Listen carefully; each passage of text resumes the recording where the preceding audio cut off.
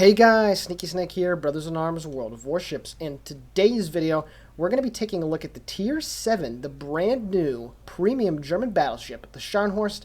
I'm playing some domination here on the map Neighbors. I just got off of work, I just purchased this vessel, and I wanted to get you guys this gameplay. This is the very first game that I've played in this thing, and let me tell you, I have already fallen in love with this German beauty.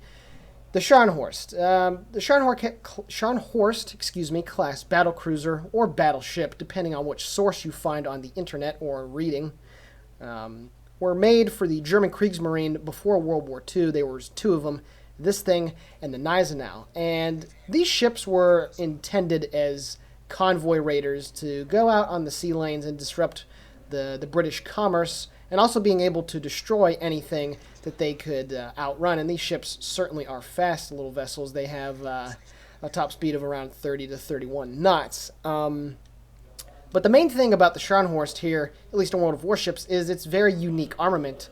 Both in real life and in game, this thing is armed with a 3x3 arrangement of 9 11-inch guns. And certainly here at Tier 7, the other two battleships, the Colorado and the Nagato, are packing some very heavy 16-inchers. So right off the bat, at least on paper, you might think, 11-inch guns, I don't really know how that's going to work here at Tier 7. But it's counterbalanced by a very, very healthy reload of only 20 seconds in this ship. And when you're in combat, obviously, the reload seems to the player like it's about a second or two less, because by the time the shells already come out of the gun and you take a peek down at the reload timer, you're already at 18 to 17 seconds. So you can deal a lot of potential damage in this ship very fast. Now, actual damage, well, you're going to see here in this replay, I do end up having a pretty decent game for my first go in this one. As I'm lining up my first shot here on the Nicholas. These 11-inch guns are very interesting, and we'll get more to those as the replay progresses. However, I launch my first salvo downrange. Now, these guns are characterized also by very good shell flight speeds. I don't know the number off the top of my head, but it is certainly a lot faster, comparatively speaking at least, to other battleships in the game. And also, these 11-inch guns, the high explosive on them it's a little rough. Obviously, German high explosive on their cruisers is the worst of any of the nations in the game, but you're also going to see here that the HE is somewhat underwhelming on this. Other things to note about the Scharnhorst, the AA it's all right. If you go with the AA build, you can get a pretty decent rating on it. Again, the numbers I don't know exactly off the top of my head. I plugged in my Hindenburg captain for this game. And I have Concealment Expert, I have Advanced and Basic Firing Training. One good thing also, Expert Marksman on this ship is fantastic. The turrets already turn exceptionally fast to begin with, and having Expert Marksman on here, again, you're going to see throughout the course of the replay that my turrets turn exceptionally fast, much more so than a Colorado or a Nagato would ever even dream of. So here at the beginning of the game, I head to where I generally do on the map Neighbors playing domination. I like to head up into the islands on the C and D line and try and get stuck in near Objective Charlie. And yeah, sudden. You get rammed by the friendly Scharnhorst, but always being a nice guy, always take the blame for it. Send him a little message in chat. Pardon me, mate. Oh well. So the Scharnhorst also has really good armor too. It's, believe it or not, even heavily, more heavily armored, than the Tirpitz at Tier 8. This thing, I believe, has 330, 340-ish millimeters of Citadel armor. And the guns are also armored pretty good as well. This ship, just in general, is a tank, and it is just able to sustain an incredible amount of punishment. And you only have 56,000 hit points to throw around. That is more than the Colorado, but that is certainly a lot less than a Nagato. And you're just going to see here, this thing has immense staying power if it's able to, keep the ship in the fight.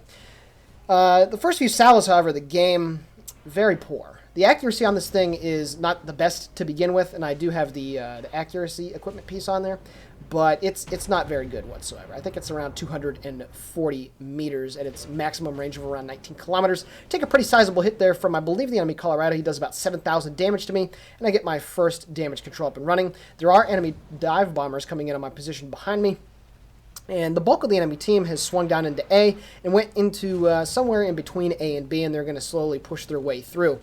Now, another thing about the Scharnhorst that I've noticed is, again, throughout the course of the replay, take note of how little damage other Scharnhorsts do to you when they're firing armor-piercing even at a broadside, you generally just don't take much damage from these things. And obviously these ships were designed to be able to resist 11-inch shells. You know, even I'd say 13 or 14 inches is what they were designed to.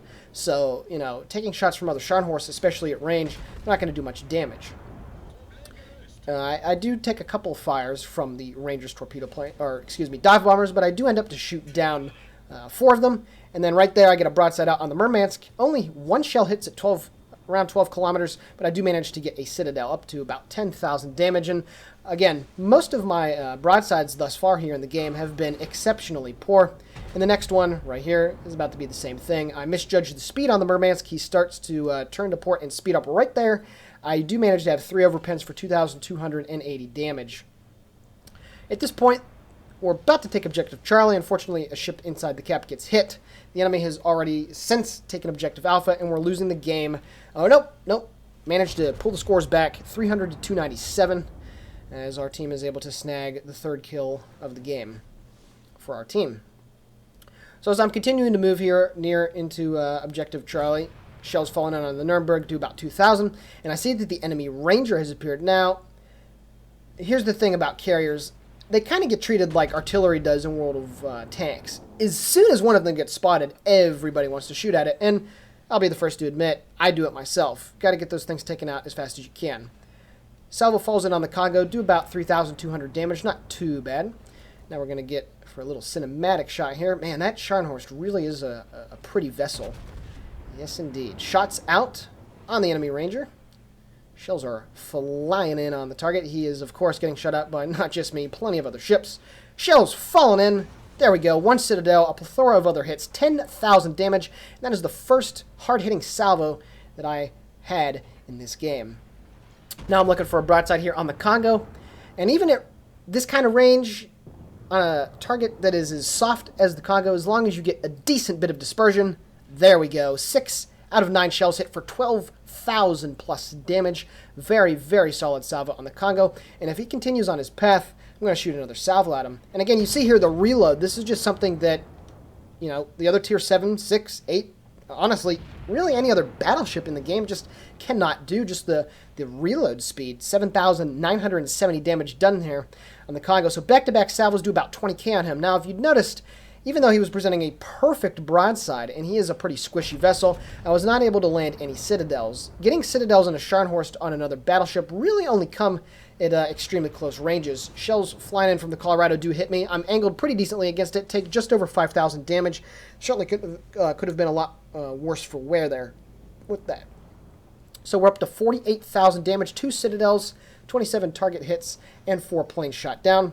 And right here, you're going to see I get a pretty solid broadside out on the enemy Scharnhorst, who is about 15 kilometers away from me. The shells are falling on the target. I just catch a glimpse of it.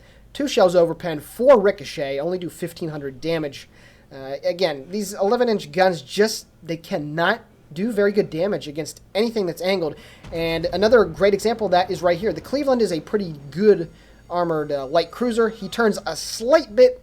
I do manage to get 9,000 damage off of 5 shell hits, but you know, if I was in a Colorado or Nagato, something tells me that I would have gotten, if nothing less than a Citadel, a full nuke right there. I think he would have been totally wiped out. And, you know, that's just something that you're just going to have to deal with and accept when you're in the Scharnhorst. You're not going to get those Citadels that you think right there. Another 3 or 4 shells hit right at the waterline on the Congo, do a solid 8,500 damage. Again, in a Scharnhorst, that is a fantastic salvo, and you just kind of got to put that through your head. You know, very squishy targets. You're still going to be able to get Citadels, but pretty much everything else, even at medium to closer ranges, you just aren't going to be able to do it. More shells hit the Congo, 4,000 damage. I have chipped away at his health quite a bit, and I guess that's the best way to describe this ship when you're shooting at other battleships. You're just chipping away at their health.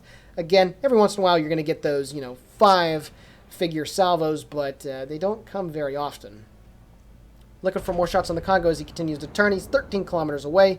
Get a full broadside out, and right there you can see as the shells are falling in, the dispersion just very, very poor. Still managed to do 2,000 damage. More shells from the Colorado coming in on me.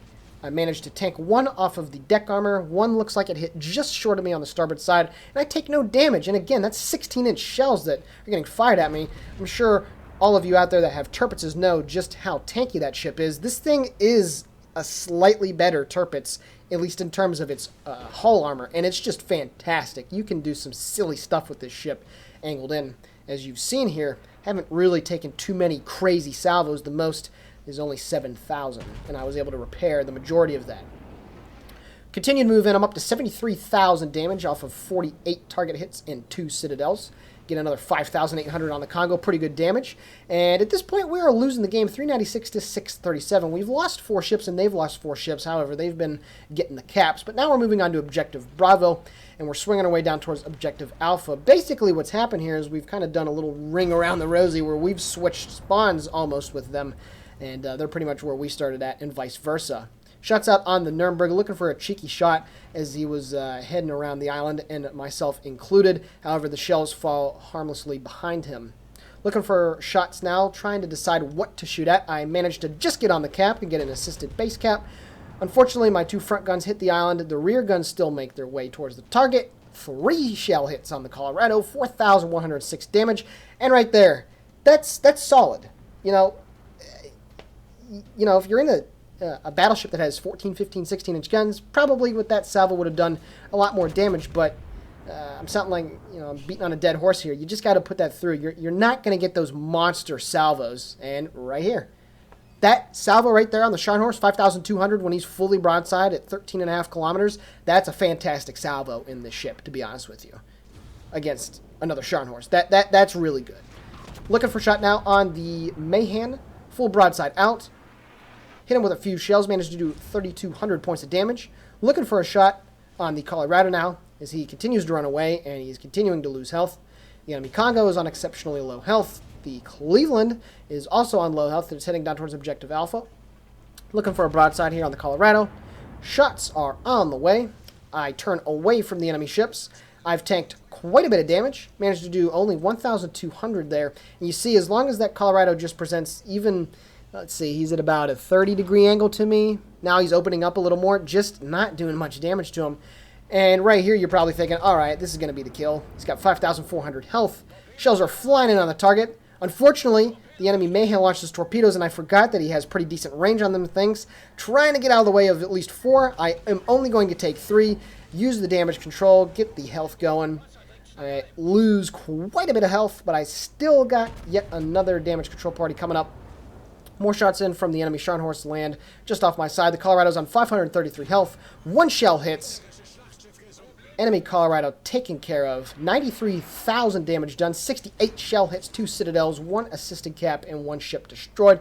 Now I'm looking for more shots here on the Scharnhorst, but I do have to be wary of my health. Taking some pretty decent hits here from those enemy ships behind me, those 2 Scharnhorsts specifically. But as you're seeing here, I'm just not taking any crazy amounts of damage. Only deal 760 back to him.